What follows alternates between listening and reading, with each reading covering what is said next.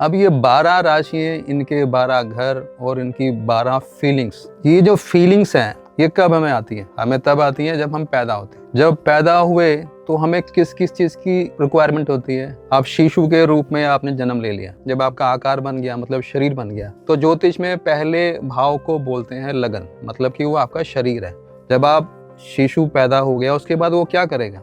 रोएगा ना, तो दूसरा घर जो है वो क्या हो गया? वाणी हो गया। अब रोने के बाद आप क्या करोगे? आप उसके हाथ पांव चलेंगे, वो तीसरा भाव है, वो पराक्रम भाव है। जब आपके हाथ पांव चलेंगे, हाथ पांव चलने के बाद आपको भूख भी लगेगी, उस भूख के लिए आप किसको बोलोगे? आपकी जुबान तो है नहीं, रोओगे। और आपका जो पेट कौन भरेगा? वो भरेगी आपकी माँ, वो आपका चौथा भाव है। पूरा पौष्टिक आहार आपका शरीर में चला गया तो उसके बाद आपका दिमाग काम करना शुरू करेगा। जब आपका दिमाग काम करना शुरू करेगा, वो पंचम भाव जो है आपका, जो है वो आपका दिमाग है, वो मस्तिष्क है। छठा भाव जब इतना कुछ कर लिया तो उसके बाद आपके अंदर एक लड़ने की ताकत आ गई। वो छठा जो भाव जो है ना, वो लड़ने की ताकत पैदा करता है। इसको बोलते हैं रोग भाव। इम्यून सिस्टम जो है वहां से आपकी ऊर्जा वहां से आती है कि आप कितना लड़ सकते हो। छठे भाव के बाद जब हमारा सातवां भाव आता है, कह लो कि एक ऊर्जा का भाव है, तो आप एनर्जी अपनी रिलीज कहाँ से करते हो? जब आप खाते हो कहाँ से निकालते हो? पीते हो कहाँ से निकालते हो?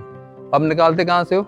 आपके यूरिन से। तो वो आपका वो सातवां भाव है। 7 भाव को जीने के बाद जब हम अष्टम भाव में पहुंचते हैं तो आपके अंदर बहुत सी चीजें ऐसा पैदा होती हैं कि अब आने वाले, क्या मैं यहीं पे रहूंगा या मेरा जीवन कहाँ तक जाएगा? तो उस समय हमारे अंदर मृत्यु का भाव पैदा होता है। छुपे हुए चीजों को जानने की इच्छा पैदा करता है।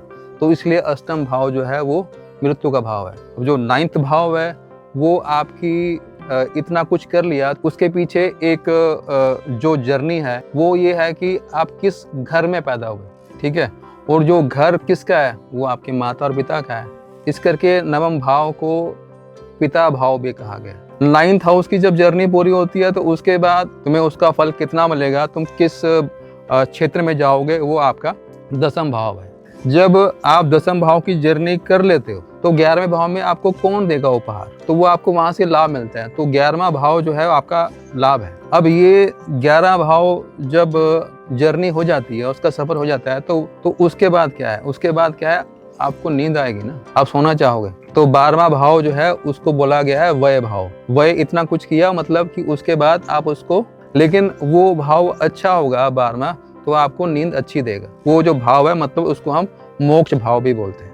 तो आज हमने कह लो कि 12 भाव का सफ़र किया एज एक, जैसे कि पृथ्वी पर हम यहाँ पर आए और एज ए शिशु के रूप में। आज के लिए इतना ही।